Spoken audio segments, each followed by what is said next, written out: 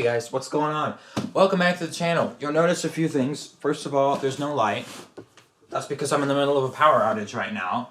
But since my camera runs off battery, I can still record the video. I just don't have these. And the reason I'm doing it now is because as long as I have no power, I can't do anything else I'm supposed to do today. So I'm probably just going to install this today instead of tomorrow, which means I need to film this now instead of later. I also just woke up and had coffee, so my throat's a little raspy. So here we go. This is the Injen SP2036P intake for the 2020 Toyota Camry. Comes in a nice big box, you know, and we're gonna open it together and see what's in the box. Now this cost me $301. I got it from Injen. There's a huge delay in shipping because of the pandemic, so I'm not happy about that, but it is what it is. And they actually did get it here and out a day before they said they would, so we're gonna open it up and see what's inside. So first of all, you cut the tape on the sides. This is a knife I used to open the last one too. You guys never saw that video though because it just wasn't that great and got corrupted. It was for the Honda. Alright, so I've gotten some of the clutter off of my desk. I'm gonna let you see what's in the box because it's really not important that you see my face. So you pull this flap out, and it can be hard sometimes to do. And it's also probably gonna move the camera a little bit. And you lift this. And this is what comes in your box. And this flap doesn't want to stay up. Of course not. So you've got your wet and dry filter cleaning instructions here. So this is just to clean a filter. So it's a dry, so you don't, get it wet or anything like that. It also doesn't require any oiling, so that's nice. It's like a low maintenance type thing. This sort of tells you how to clean your filter because you're supposed to do that every so often. And there's this.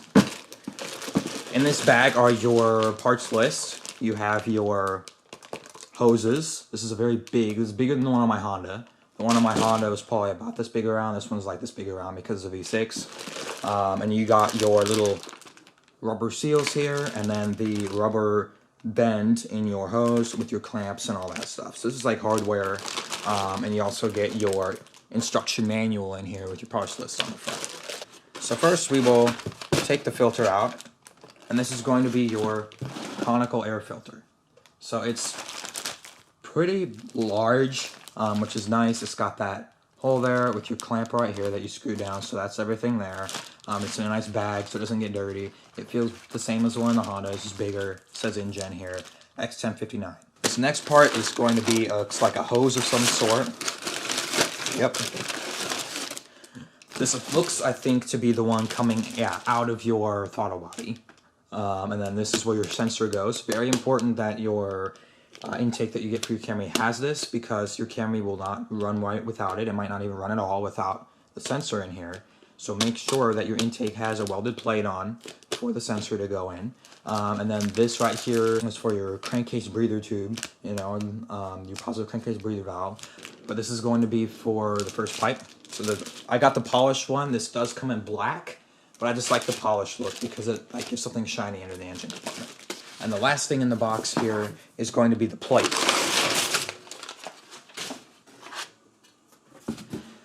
This plate goes like this in your engine compartment, okay? It goes like this or it goes like this, one of the two. I think it goes like this. I will have to look. But your computer is here, and then one of your front bumper pieces goes here, and should already be a screw in there for it. And this hooks on, and your tube, I think you have to feed it through this way, yeah. But it goes through and ends here, and then your filter is gonna go here, but this is all gonna be going through this hole, okay? And then you put a rubber seal on top of this, and what that does is it separates your intake system from the hot engine compartment pretty efficiently, and eliminates as much warm air coming in as possible. Now the cool thing about this intake is that your filter is going to be here, and the grill slit, or whatever you want to call it, the opening, is actually going to feed air through here, kind of like a Demon or a Hellcat. Okay, and it's actually going to filter your air through here. Now, no, you're not going to be pulling 800 horsepower, but I think this on average is supposed to give the Camry around 8 or 9 extra horsepower. And that is basically everything that comes here. This is a nice black painted, probably I don't know if it's aluminum. It's kind of heavy, honestly. It is kind of heavy. It's got the Injen stamped in it, and it's got a bunch of different holes and things for mounting points and such. This is a mounting point. This is a mounting point. Okay, so there's that, and that's everything that's in the box. If you want to look at the tube in better detail, just kind of see the workmanship. My last one had some scratches on it for my Honda, so hopefully this one is a little better. Not really. So not really. This one actually has, you can see here and all these pocs here, and those don't come out. I've tried to get them on my last one. They don't come out. It's just scratches in the chrome plating itself. But unfortunately they are all the way up here. See? It doesn't cover that much. It only comes up to here. So it's also on the back side, which means no one will see it. So I'm thankful for that. There's not very many on the front or the top where people will see it. There's like one here, but it's not ultra important. Alright, so I've cut this bag open. This one is going to be where your instruction manual is. Now it's a very easy to follow instruction booklet. On the front, it's kind of wrinkled up, so I'll do my best. You got your parts list, and you got your tools required. So this is going to require 10mm ratchet socket, 8mm nut drive, Allen key, flat blade screwdriver, and a Phillips screwdriver. Okay, and then you got your parts list. Okay, 2018 and 2021 Toyota Camry, Avalon, Lexus ES350, because they all have the same 2GR FSE 3.5 liter V6. You got your diagram of what it's going to look like when it's done. Okay. And then you've got your instructions. This is kind of about the filter up top, and then you've got your photographic directions here. Now this is your big, beefy rubber hose that is going to be positioned pretty much like this. It's kind of dirty. You can like wipe it off of any like dirt and like industrial whatever, like, you know, powders. And then this goes on your throttle body like so. And then you tighten it down, and that's what happens, and then the pipe comes out of it. And this is just slightly flexible, decreases vibration. Because if it was metal against metal and all that stuff, it might vibrate a little bit. And it also dampens a little bit of noise, because if it was metal straight from the throttle body, it would be very loud in this elbow here because of the sound echoing off and all that stuff. So it does quiet it a little bit. This intake's supposed to be a little loud because it's like a hybrid short ram and cold air intake. As you can see, it's got these little fibers in here, so it's reinforced. It's very strong. You can't bend it or anything, so you don't have to worry about this cutting or breaking. So this is pretty nice. It's kind of flat here. I wonder if it was like squished in a box a little bit. Hopefully it puffs out. These are your clamps, like in any other intake system or hose system. You tighten this screw, and it will make it smaller because of the threads pull along these slots here. Got 2 of those, 3 really if you include the one on the filter. You get this little guy, which I'll bet goes over the thing on the intake, that little nipple that comes out. Very short, so you're probably not routing it very far. You get your, this one has a really sharp metal end on it, so don't cut your hand here, but see, it's like a little razor blade. But this, I guess, yeah, will help keep it on where it's supposed to be. And this looks like your piece of rubber that seals against the top of the hood on that metal plate. And it's going to keep it separated from the rest of your engine bay, so it keeps warm air out. And then these are going to go along the different sides of that metal plate to enable it to not rattle against, like, you know, side, the underside frame of your car and all that stuff. It's just some noise dampening stuff, unwanted noise. Induction noise will still be a lot louder, but these will help with that. And then you get your bag of screws and hardware, and this really weird clear looking thing that probably is for a hose or something. This is really all the hardware that's included. I know on the Honda they had you reuse a lot of the hardware that you had, so don't lose it either. And that's everything that's in that bag. So with everything out of the box and looked at, what are my final thoughts, at least on the unboxing portion of this? Oh look, my power just came back on. So my thoughts are, at least on the conclusion of, you know, the unboxing of all this, is that I only have really no concerns, just 2 questions. So the first one is, I know, like, with this plate here being as heavy as it is, I'm not sure if this is lighter or, you know, the same or even heavier than the stock system. I know I never said that it was going to be lighter. I just assumed it would be, just because, like, it's a lot smaller. So it'll probably end up weighing about the same. So you're not going to save a bunch of weight, and even if you do, it's only going to be a few pounds. No one really puts an intake system in their car to save weight. And then the second thing is, of course, all the scratches that are on the base of this. It was on the last one too, and I'm kind of disappointed about that. You know, I would like to see them step out the production game to not have like scratches and gouges in their stuff. But at least these ones are where no one's really going to see them, and it's not that big of a deal. I just wish, you know, I mean, you pay $300 for an intake system from a brand name company, there shouldn't be scratches on the base of the intake runner pipe. So there's that. But overall, very good packaging. You know, I mean, everything is included in this like paper. You get like a ton of it in the box, and just like the last one, and it works pretty well. I will be selling the stock intake system that comes with the car after I'm sure this works right.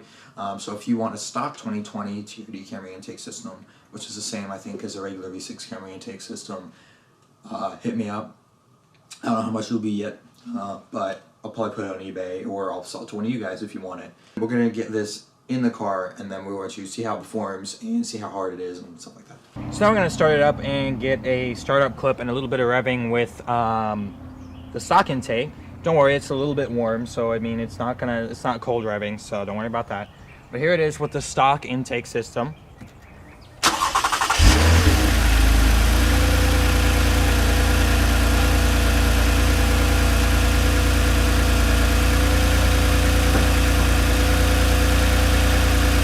Sport mode, if that changes anything, I really don't think so.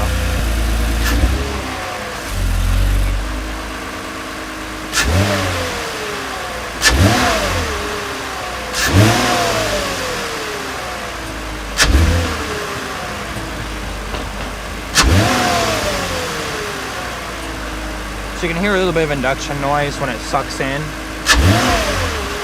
from that inlet there. That's going to get a lot more aggressive with the new intake. This is your stock intake routing right now, okay? So basically what happens is you've got this tube here that comes from your throttle body, and see again you have these clamps, and it goes to this box. In this box is your filter. This is your sensor. Now, this hose, I'm assuming, is what the big outlet is going to be for on the aftermarket intake, which we will figure out in a minute. But this one, it goes like this, is very similarly shaped and sized to the standard tube, the metal tube, okay? This sensor is actually probably going to move up here, but we've got a lot of slack in this cable that goes down this box, which won't be here, which means it will have a lot of slack to move it over here. So that shouldn't be a problem, okay? This comes out, and that plate actually partitions off from here. I did touch that. Almost got electrocuted. Good thing that cover was there. I think it goes into this right here, okay? That is hot. And then goes around, and it secures here or something. I'll have to look at the instructions, but it secures somewhere around here. Your filter is going to go here still, but this box will be gone, and you'll have that plate and just the cone. And it sits there, which means that this and this is all going to be feeding this way into this area. If I really wanted to, I would take this out, put a carbon fiber custom cut piece with a hole in it to funnel air in up to the intake. It would be actual ram air intake, but I'm not doing that to start out with. Now from here, the box actually goes down into a box that's under this box called the resonator air box. Okay, that robs even more horsepower and is even more of a restriction, but it goes under there to eliminate noise because most consumers don't want noise from their induction system. Okay, so it goes through the resonator box, curves, does a U-turn, and comes up here, and it's sucked in here. Okay, when your car has a plate here, I removed it. Don't ask me why. I just like taking things out of the car. If I shouldn't have removed that, let me know in the comments down below. So you're gonna get sucked in here, through the resonator, up here through the filter, into this hose, through a secondary resonator thing down here. Don't know if you can see that, but there is something right here, this plastic part, that kind of hangs down from here, and it goes, the air goes down into here, and then comes back up and goes in here, through the throttle body. So that's your stock intake system in a Camry. So I have an extra helper on this project just because of the fact that it is nice to have multiple hands. And my dad is in fact a mechanic and I am not, so that's why I chose to have him help. The first thing we did was disconnect the battery. Now, this is something that you don't particularly have to do. However, it is a nice thing to do to ensure you don't short anything out, mess anything up. And it can also help to prevent check engine lights, which is actually very nice. I've heard of people that don't disconnect the battery and they never get a check engine light. I've heard of people that do and they never get a check engine light. But I've heard of a lot of people that if they don't, they might get a CEL. Now, that's not that big of a deal. If you get one, then you can disconnect the battery after the fact for about 10 minutes and then put it back, and it should get rid of it forever, but that's just going off of things that I've heard. So we do end up disconnecting the battery. So then the next step in the process is to actually remove and unplug the mass airflow sensor. Now, that's when you do this, make sure you already have the battery disconnected. I would tuck the cable somewhere out of the way so that it doesn't get damaged. One important thing to note is that the cable is attached and routed down the side of your air filter box. Now, this can be removed, as you can see, by pulling towards you if you're at the front of the car on the tab and lifting up. Other ones are going to need to be unhooked with needle nose. The next steps are as follows, and they will go a little quick. Remove the main vacuum hose from the plastic clamps, and then what we're doing here is we're removing the positive crankcase breather tube from the little nipple coming out of the stock intake pipe, so that way it can be detached easier. Then the step after that is to get your socket, I believe that it is a 10mm, and take off the clamp that is holding on the old plastic intake hose to the throttle body. You can also use a Phillips screwdriver, but we opt to use sockets instead, just mixing. So at this point, we go ahead and remove the old plastic intake tube from the throttle body. Now, don't pull it all the way because there is still the small vacuum hose breather tube, which we're removing now. It just slides right off, a little bit too easy, as a matter of fact. After that, you will undo the clamps on the air filter box. There's only 2 of them. I thought there were 3, but there's only 2. And it will lift off like so. Store it to the side. You will need to get the sensor off of it within the next few steps, so keep it handy.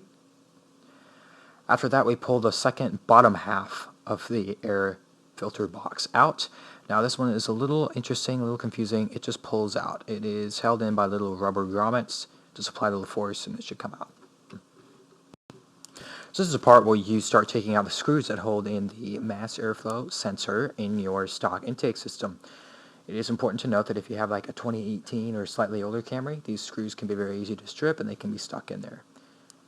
It's also very important to note that you must remove the front sensor very gently because it is a very fragile sensor and kind of expensive to replace. When you're done, this part can be set aside. You're pretty much finished with it. Make sure you follow the arrows on the new intake system and the mass airflow sensor. I know it only goes in one way really, but again, be careful with it. And start applying the new screws provided, not the old screws that they gave you. It is worth noting that these new screws do have a Allen key head on them and not a Phillips head like the old screws. Why, I don't really know. While my dad was putting on all the little rubber bits on the metal tray, I decided to take the plastic clips and start taking this little radiator cover piece off. So the little plastic clips are removed as shown. You just push down on the center. As you can see, all of them have been pushed down. And then it should be pretty easy to remove the radiator cover. All you have to do is lift, though I advise to lift very gently. Some of these little clips can be very loose, and if you pull too hard to unsnap them from the metal support beam below, they can fly out and go who knows where. I had a few fly into the engine compartment one time when I removed this for a separate reason.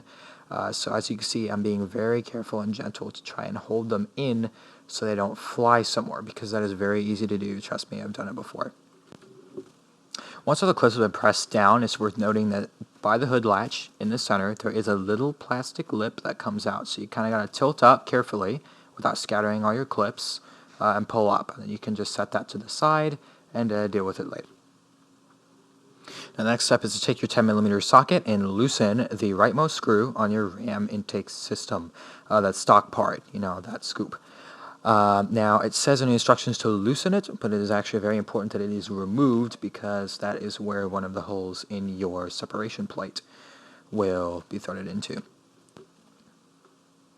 Now you will use the included M6 screw nut washer and thread it into the rightmost hole in the lower battery tray. You'll actually take the rubber stopper out and put it in, just loosely. And this is kind of the awkward phase where everything needs to be kind of lined up, so you'll just start putting those screws in back there, and then of course the one in the front by your air inlet, and start screwing those in. There's a third one, which we'll get to in a second. As you can see, the third one you need to drill a 1/4 inch hole for. We used a clamp to hold everything in place, lined it up.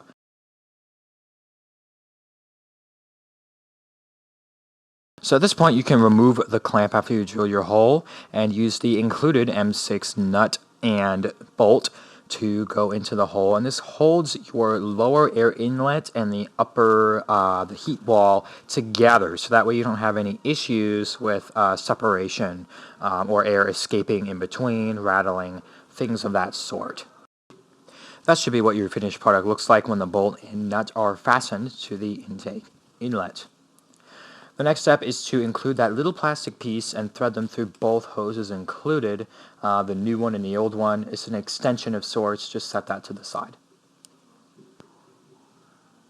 The next step is to fit the silicone rubber hose over your throttle body with the clamp already kind of placed over the end.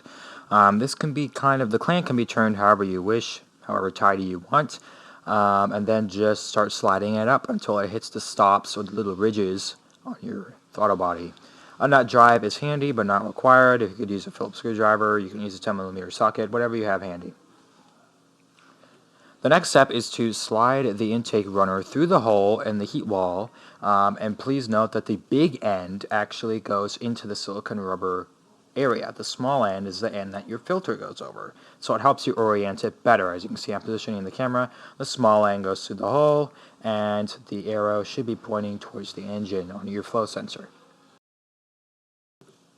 Slide your crankcase breather tube over the larger stem coming off, and slide the provided stock clip over the end of the hose.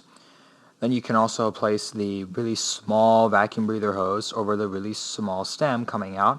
This one doesn't have a clamp because it's so tight to put on. It can actually be kind of a chore, but just work at it for a little bit and you should be able to get it.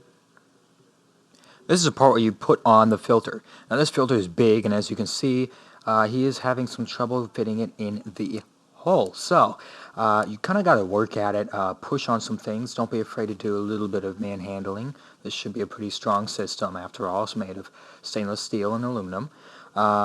Just be careful not to cut the filter. He finally got it in, so just push it over the end to make sure to do a test fit.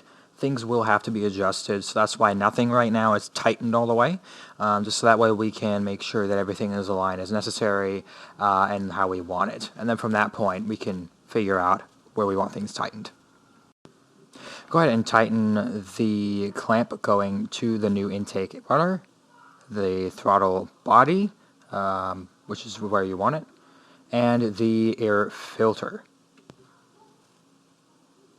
So the next step is plugging in the mass airflow sensor. Pretty easy to do. Now he's hesitating for a moment because he notices that now that we've taken the air box out, there's really nowhere to mount all the slack to. So we end up zip tying it later to the battery cable so that the slack is dealt with and isn't hanging around. Now we can reconnect the battery because everything has pretty much been complete. So while he's doing that, I decide to reapply the radiator shield. So how to do that? Make sure that little flap by the hood latch I mentioned earlier goes underneath the red body panel, and then roll it forward.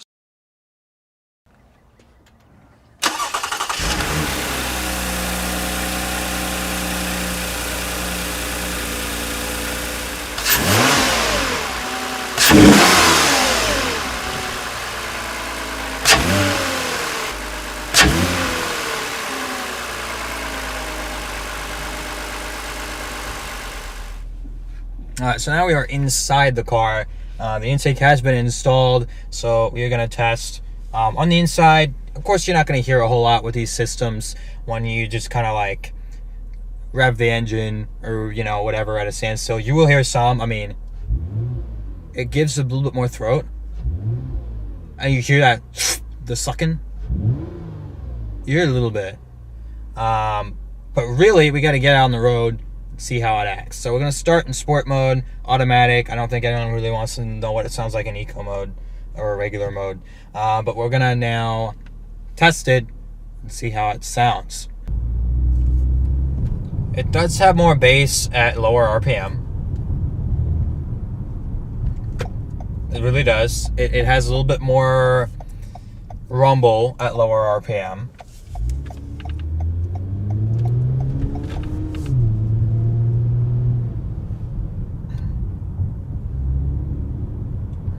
No check engine lights, not yet. Of course, I know the car just started running, so we will have to keep an eye on it. But we did disconnect the battery when we installed this, as shown in our instruction video. They say you're supposed to do it to avoid shorting anything, to like avoid shocking the engine, you know, check engine lights and all that. If you don't disconnect your battery and get a check engine light, I've heard that if you disconnect the battery after the fact and leave it disconnected for about 10 minutes, it'll go away. But I've never had to deal with a check engine light, so you might want to ask somebody who has. That sounds good though, that rumble, that D bass. We are pretty much at operating temperature. These are windows up, air conditioning off, just everything off, sport mode. And we're gonna hit it out here when we get on the main road and see what it sounds like at high RPM. Hopefully there's not a cop camped out in the church parking lot right here. He likes to do that right at the entrance to the main road. Here we go.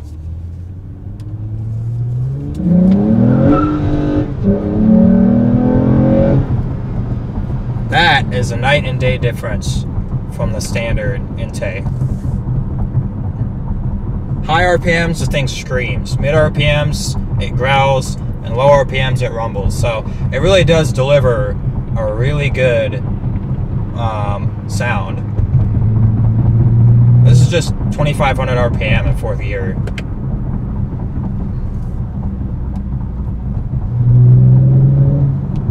I mean, it definitely likes to yell.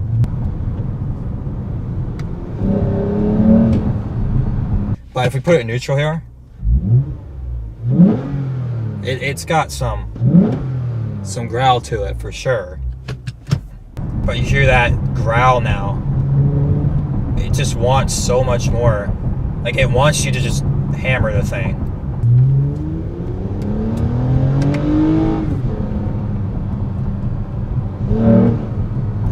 Like, you hear it for sure.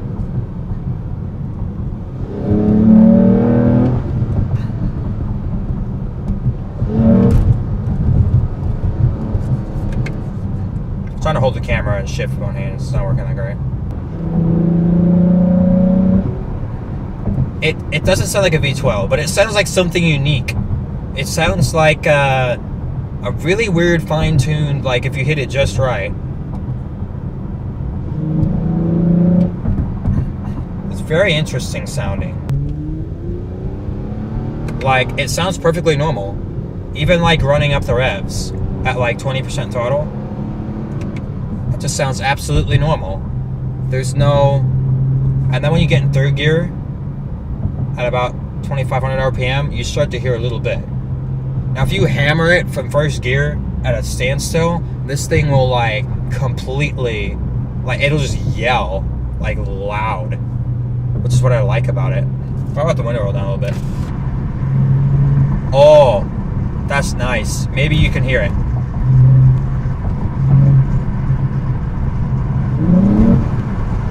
That's great. When you hit it, it sounds like it's a whistle. It's not like my last one. When you hit it, it was like this chuffing noise, and it was like really like you're blowing into something. This one actually whistles like a turbo. in the beginning, when you actually, like, when you first hit that gas. Does it make the car faster? I don't really know. It's not, I'm not going to sit here and have the placebo effect and say, yeah, it makes it faster. But, see? You hear the turbo for a little bit? It does make it sound better, for sure. I wasn't expecting a whole lot of power out of it. It does provide more horsepower. I know that for a fact, because it's science. But it doesn't, I don't think it, like, makes the car significantly quicker. I just think it makes it sound a lot better. It should have come with an intake like this from the factory, but I know a lot of consumers don't like that, and all sorts of stuff, so they gotta walk a fine line, but it does make it sound good. I gotta give it to Injen. They made a good sounding intake.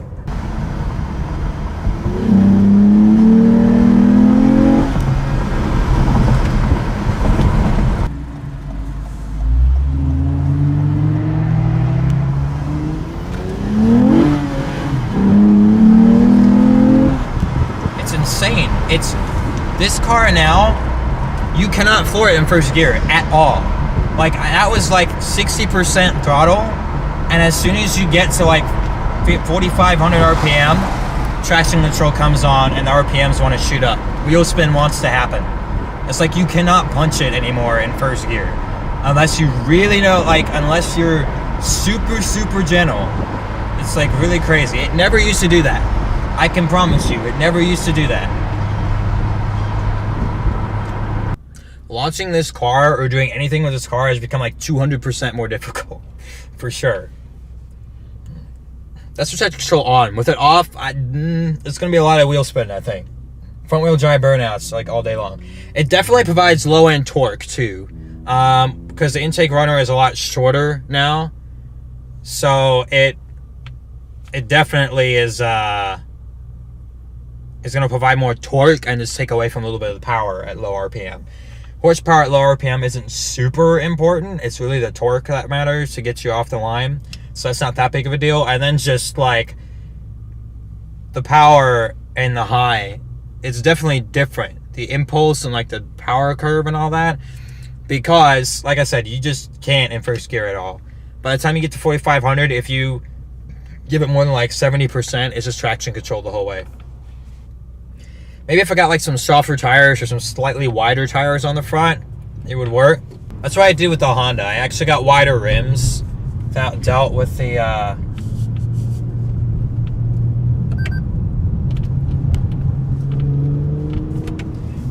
wheel spin a little bit better. Oh, this guy in his Lexus. What's he doing? What's he doing? He tried to whiz by me for sure.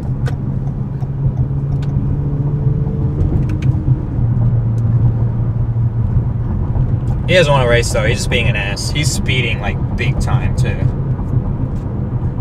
But also what's equally important is the intake's ability to behave like the stock intake in just regular driving. I can't tell that it's a different intake, just driving like normally, even with the paddles. As long as I only rev it up to, 2,500 RPM and then shift, you don't tell. Stock automatic driving, you can't really tell. It feels a little bit more responsive throttle wise under the automatic driving. Everything feels a little bit more there, which is nice. But as far as like just driving it, there's no real significant change.